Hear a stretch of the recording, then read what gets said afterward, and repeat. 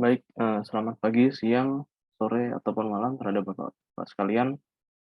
Di sini kami dari grup 3 akan menjelaskan mengenai progres report minggu ini mengenai bisnis kami, yaitu Amphibian Aircraft Charter Service.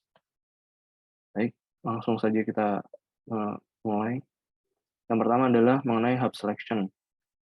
Di sini kami melakukan studi terhadap beberapa potensial area yang memungkinkan untuk kami pilih sebagai hub operasi kami nantinya. Yang pertama, kami melakukan riset mengenai rencana pembangunan spot dari itu sendiri. Dari apa yang kami temukan, pemerintah Indonesia melalui Kementerian Perhubungannya melakukan studi terhadap 10 area yang dianggap berpotensial untuk dijadikan area pengembangan seaport ini sendiri. Ke-10 area tersebut ada Danau Toba yang berada di Sumatera Utara, ada Pulau Senua yang ada di Kepulauan Riau, Pulau Gili yang berada di Sumeneb, Jawa Timur, Pulau Derawan yang ada di Berau, Kalimantan Timur, ada juga Gili Trawangan di Lombok, ada juga Labuan Bajo di Nusa Tenggara Timur, Pulau Bunaken yang ada di Manado, Sulawesi Utara, Pulau Wakatobi di Sulawesi Tenggara, Pulau Widi di Halmahera, dan Raja Ampat di Papua Barat.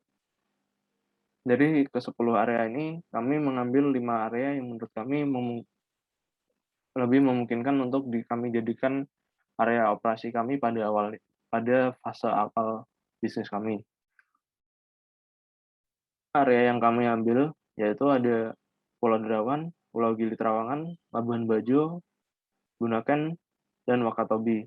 Kenapa kami mengambil 5 pulau ini? Karena kami merasa untuk bisnis seaport ini sendiri memiliki potensial yang lebih besar yang berada pada area yang berada di Indonesia Timur, terutama pada area Nusa Tenggara, Sulawesi, maupun Maluku, karena banyaknya persebaran pulau dan besarnya potensi wisata yang ada di sana sendiri.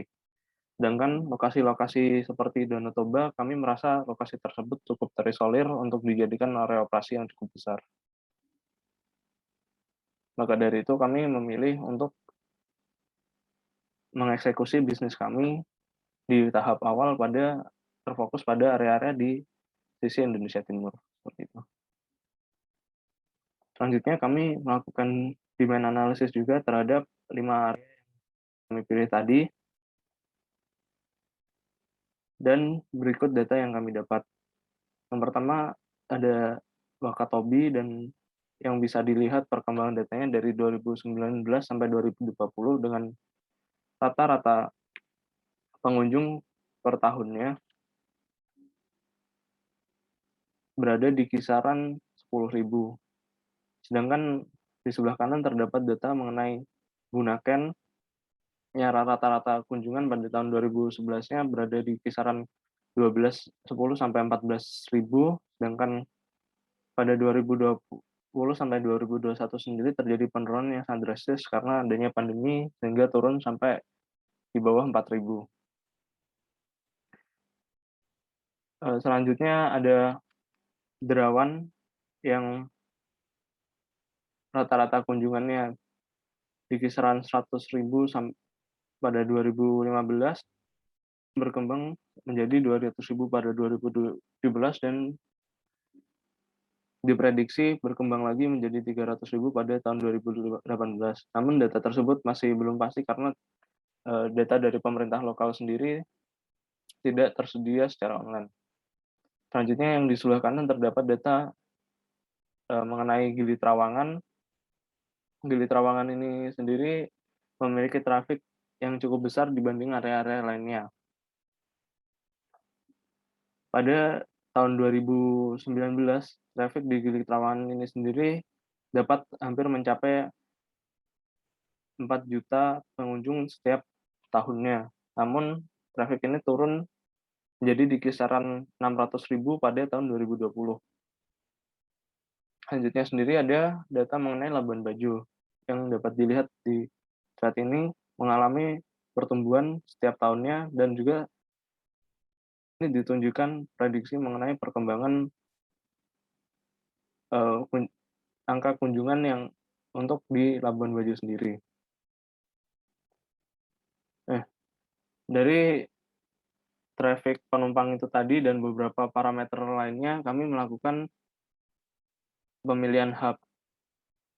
Beberapa parameter yang kami pelajari untuk menentukan pemilihan hub ini sendiri, salah satunya traffic dari turis yang ditunjukkan sebelumnya tadi, lalu traffic di bandara terdekat sekitarnya, lalu aksesibilitas ke lokasi, potensial pariwisata dari lokasi itu sendiri, terus ada juga kondisi perairan maupun kondisi angin di area tersebut yang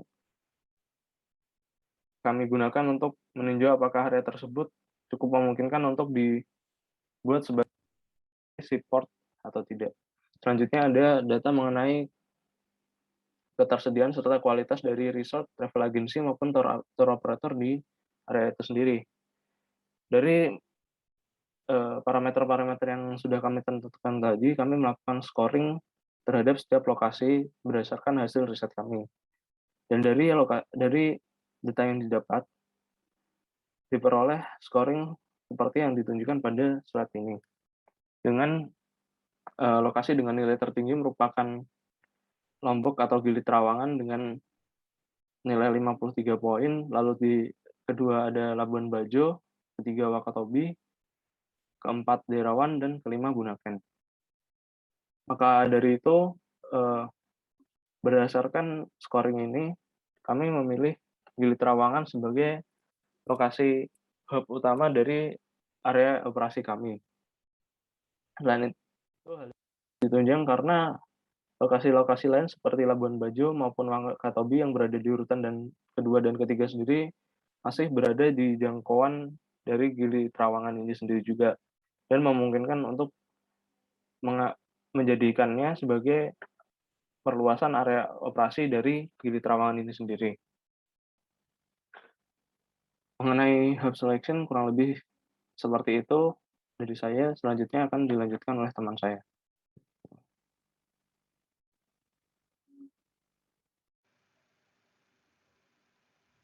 Baik, untuk selanjutnya saya akan menjelaskan terkait demand forecast, di mana keperluan untuk forecast ini itu untuk dasar untuk di perencanaan pada masa depan, alokasi sumber daya.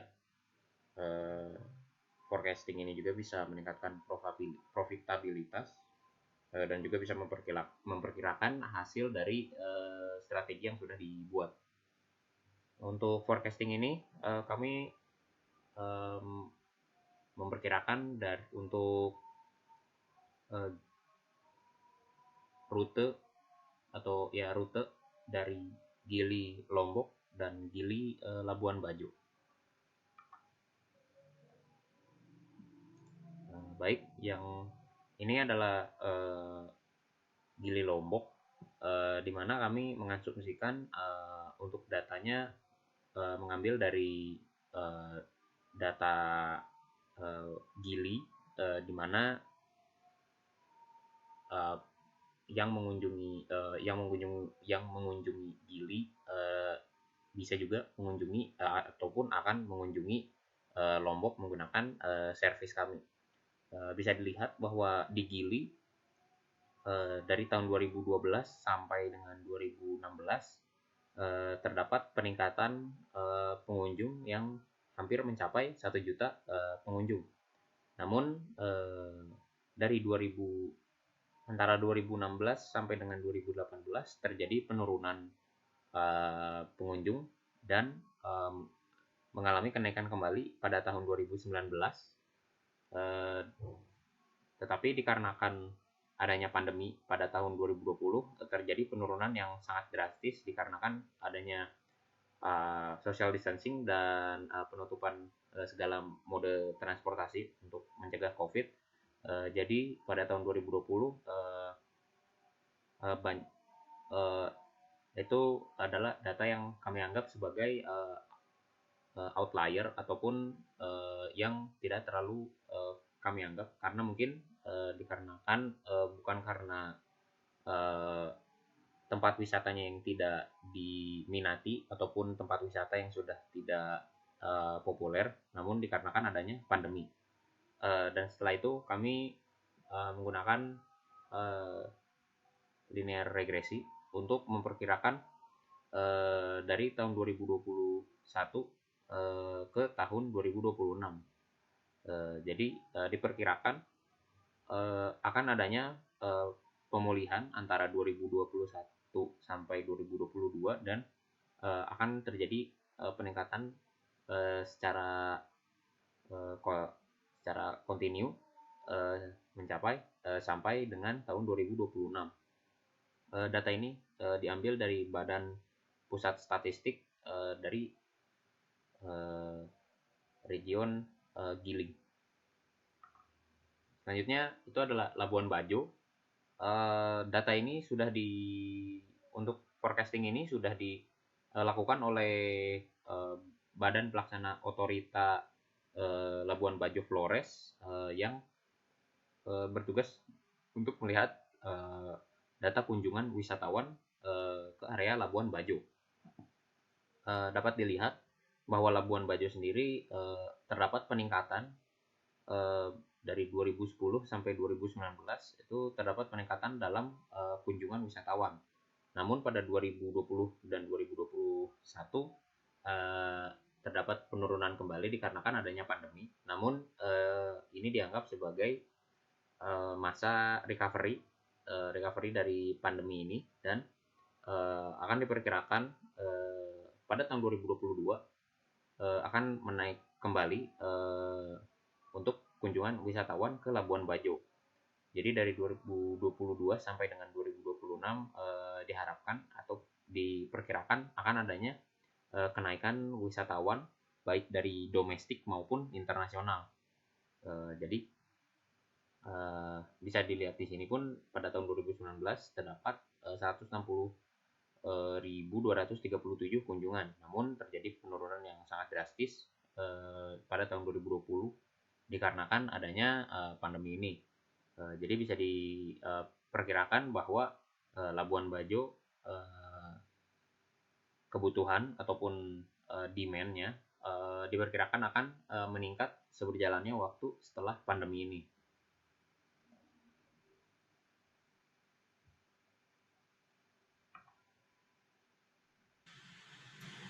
Baik, selamat sore Bapak-Bapak sekalian. Maksudnya izinkan saya untuk menjelaskan tentang planning 5 tahun ke depan atas market share dari perusahaan kami. Jadi kami akan berfokus untuk area operation di sekitar Pulau Gili untuk market share kami. Karena base kami atau hub kami itu akan bertepatan di Pulau Gili Trawangan tepatnya, yang akan fokus untuk menguasai pangsa pasar dalam transportasi di sekitaran Pulau Gili. Jadi sebelum untuk masuk ke market target, di sini kami mencari tahu tentang aksesibilitas dari para wisatawan yang akan menuju Gili Trawangan. Untuk ke Gili Trawangan sendiri, itu biasanya, untuk ke Gili Trawangan sendiri, para penumpang, para wisatawan bisa melakukan perjalanan setelah dari udara, itu akan melangsungkan perjalanan darat sekitar 2 jam, lalu akan transit menggunakan kapal selama sekitar 30 sampai 40 menit. Di mana untuk menuju Gili Trawangan sendiri tersedia transportasi laut seperti yang di presentasi ini dibagi menjadi beberapa bagian. Pertama, untuk ke Gili Trawangan atau Pulau Gili lainnya, itu tersedia 57 kapal dari warehouse-nya, di mana 50 kapal tersebut adalah kapal publik, dan 7 dari kapal itu merupakan kapal charter. Lalu untuk perjalanan dari Teluk Nare menuju Pulau Gili Trawangan itu tersedia 209 kapal, dan juga tersedia juga untuk kargo menuju Pulau Gili Trawangan dan sebaliknya itu sebanyak 38 kapal, sehingga tersedia 304 kapal untuk menuju Pulau Gili Trawangan dan Pulau Gili lainnya.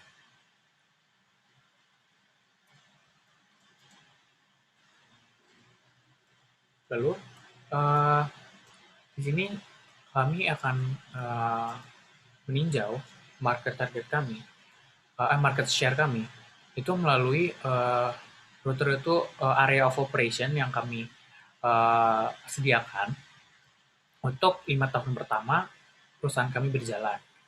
Nah, yang pertama adalah rute area of operation dari Lombok menuju Gili Trawangan atau Kepulauan Gili, di mana kami menargetkan pada tahun pertama operasi perusahaan kami itu dapat menguasai sekitar 2% dari pergerakan wisatawan menuju Pulau Gili, di mana 2% itu berjumlah 5.899 penumpang annualnya, dan kami merencanakan untuk mengalami kenaikan pangsa pasar market share di rute ini itu sebesar 0,2% per tahunnya, karena ini merupakan area of operation utama kami dalam menyediakan jasa kami.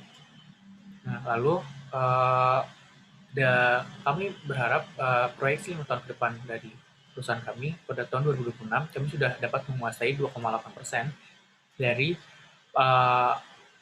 market share yang ada, sehingga itu berdasarkan 2,8% dari hasil forecast dari teman saya sebelumnya itu berjumlah 12.498 penumpang pada tahun 2026 yang kami layani. Lalu untuk kami juga melayani untuk area of operation antara Gili Island menuju Labuan Bajo, di mana Labuan Bajo sendiri direncanakan sebagai tempat wisata super premium, sehingga kami membuka adanya peluang untuk menguasai pangsa pasar perjalanan langsung dari Gili Island menuju Labuan Bajo. Di sini berdasarkan hasil forecast demand dari Labuan Bajo sepenuhnya, kami merencanakan pada tahun pertama operasi kami dapat menguasai 1% dari total wisatawan yang menuju Labuan Bajo, di mana 1% itu berjumlah 1.000 penumpang dan mengalami peningkatan secara bertahap, pelan-pelan namun pasti, sehingga pada tahun 2006 kami berharap sudah dapat menguasai 1,4% dari annual passenger yang di forecast menuju Labuan Bajo, sekitar 8.400 penumpang.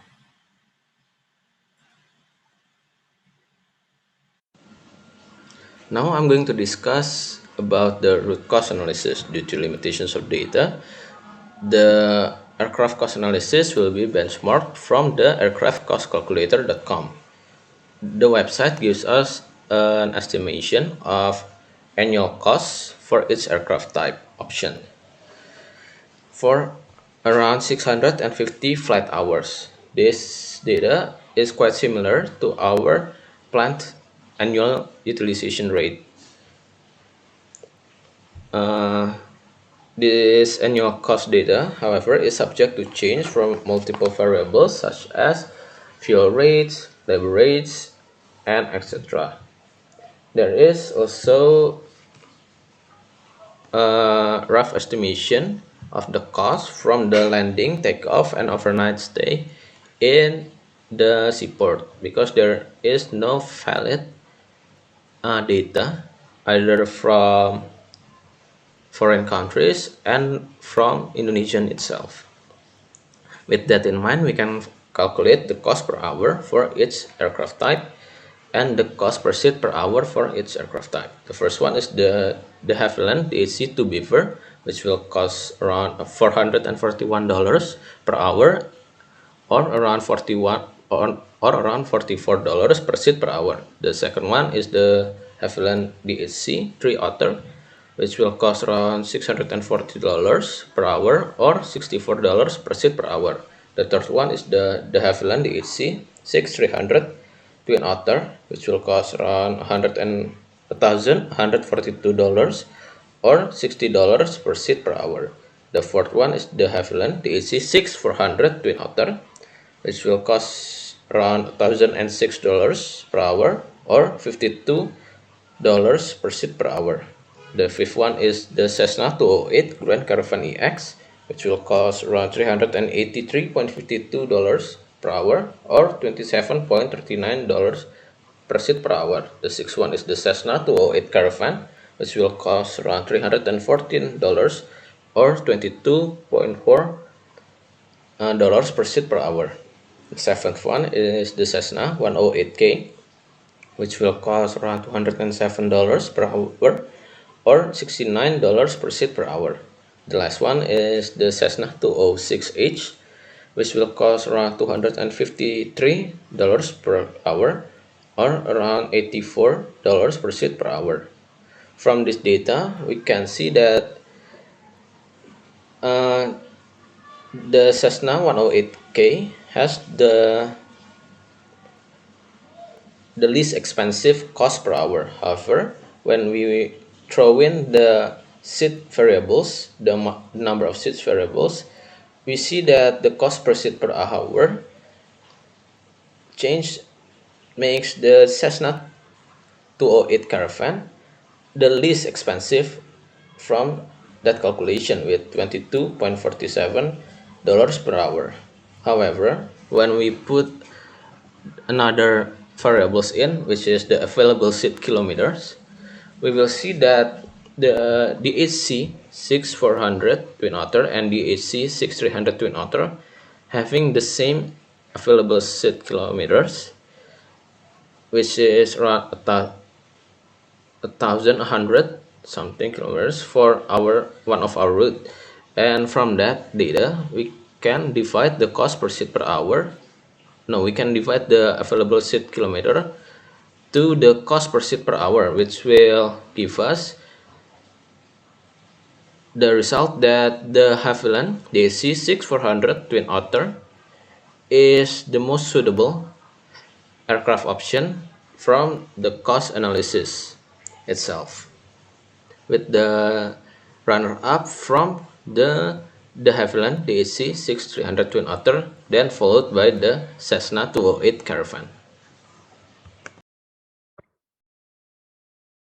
Ya, jadi ini adalah 5-year revenue plan. 5-year revenue plan. Nah, dengan asumsi rute melayani pulang pergi sehingga demand dihitung 2 kali. Jadi dimaksud di sini demand 2 kali adalah jadi dari misalkan Gili Labuan Bajo dan penumpang itu balik lagi ke Labuan Bajo Gili. Jadi dihitung 2 kali pembelian tiket. Lalu ada market share yang meningkat tiap tahun. Lalu penumpang atau demand bukan warga setempat, sehingga demand-nya itu jadi pulang pergi. Jadi tidak ada yang hanya pulang saja atau pergi saja. Terus tidak ada inflasi atau kenaikan harga untuk tiket. Lalu persamaan yang digunakan untuk tiket price, tiket yang dihargai itu dari 110% kali maksimal cost per flight untuk segala cost dari pesawat yang ada. Jadi dilihat dari cost sebelumnya yang dijelaskan teman saya, dilihat cost yang paling tinggi dan itu dijadikan sebagai patokan harga untuk tiket pesawat tersebut, dan keuntungan yang ingin kami ambil adalah 10%, sehingga di dalam persamaan tersebut menjadi 110% kali cost per flight untuk maksimum cost untuk pesawat yang harganya lebih mahal dibandingkan yang lain. Untuk revenue sendiri itu ada demand dikali market share. Jadi demand per year-nya dikali market share-nya didapatkan. Jadi demand untuk perusahaan kita, perusahaan kami, atau demand yang menginginkan seaplane yang kami miliki. Lalu dibulatkan karena tidak ada hitungan koma-komaan di dalam menghitung seseorang atau penumpang. Lalu dikali harga tiket. Didapatkan untuk Kecamatan Gili, Lombok, itu harganya $17,77. Didapatkan bahwa pendapatannya setiap tahunnya bertambah karena demand-nya bertambah dan market share-nya pun bertambah. Sehingga didapatkan saat 2022 $209.651 dan di saat 2026 $444,144. Lalu untuk Kecamatan Gili, Labuan Bajo, harganya itu untuk tiket $141,11 karena jarak dari Gili sampai Labuan Bajo itu sangatlah jauh. Jadi didapatkan keuntungannya, didapatkan pendapatannya, ralat tadi pendapatannya $282.214 untuk tahun 2022, dan pada tahun 2026 $2.370.605. Terima kasih.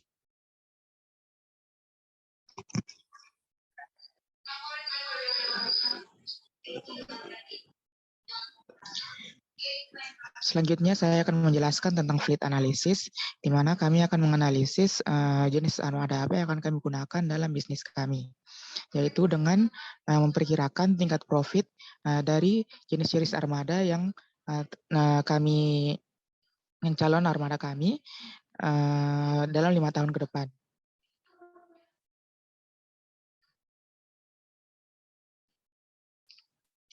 Untuk forecast profit dalam 5 tahun ke depan, kami melakukan untuk jenis-jenis pesawat, calon jenis pesawat dalam bisnis kami, seperti dilihat di slide, dengan rute dari Gili Trawangan ke Lombok dan Gili Trawangan ke Labuan Bajo, di mana forecast total profit dalam 5 tahun ini mengalami perbedaan dari setiap jenis pesawat. Dari data-data ini, kami menentukan pesawat dengan profit tertinggi dari setiap rute untuk menjadi armada yang akan kami gunakan. Yaitu untuk rute Gili ke Gili Trawangan ke Lombok itu dari pesawat Cessna 208 Caravan yang menghasilkan keuntungan paling tinggi yaitu $1.187.076 juta, dan dari rute Gili Trawangan ke Labuan Bajo itu dari pesawat sama juga dari Cessna 208 Caravan yang menghasilkan profit tertinggi yaitu $5.139.684, sehingga kami menentukan Cessna 208 Caravan ini menjadi armada yang akan kami gunakan dalam bisnis kami. Ada juga total fleet yang kami perkirakan dibutuhkan dalam 5 tahun ke depan. Yang pertama itu pada tahun 2022 kami membutuhkan setidaknya ada 6 fleet, 2023 juga sama yaitu 6 fleet, 2024 8 fleet, dan 2025 dan 2026 itu sama juga yaitu 10 fleet. Mungkin cuma itu yang dapat saya sampaikan. Sekian dan terima kasih.